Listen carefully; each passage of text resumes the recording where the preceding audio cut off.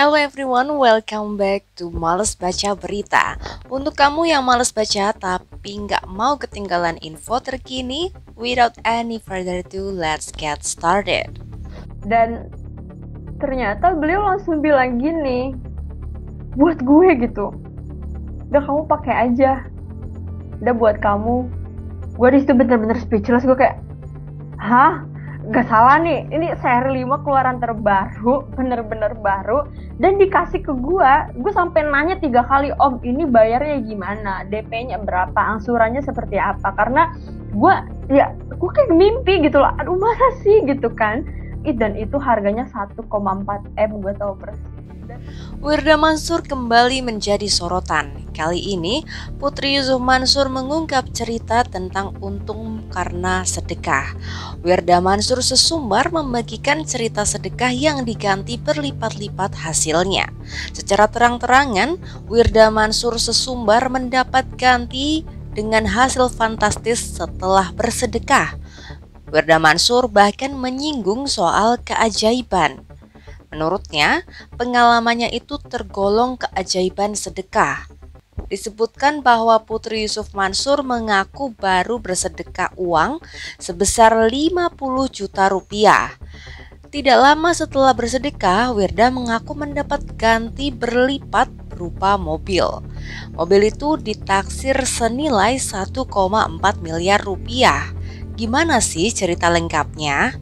Nah, awalnya nih Wirda Mansur menyebut bila dirinya memang tengah menginginkan sebuah mobil. Namun Putri Ustadz Yusuf Mansur itu mengaku tidak mau langsung membeli. Biasa kan kadang kita juga gitu, antara emang gak ada duitnya atau masih pikir-pikir dulu nih. Kalau kita ya gak tahu deh kalau Wirda gimana.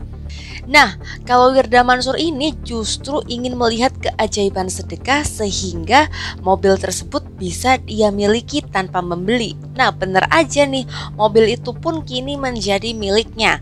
Hal itu terjadi setelah Wirda Mansur sedekah puluhan juta rupiah kepada sang ayah.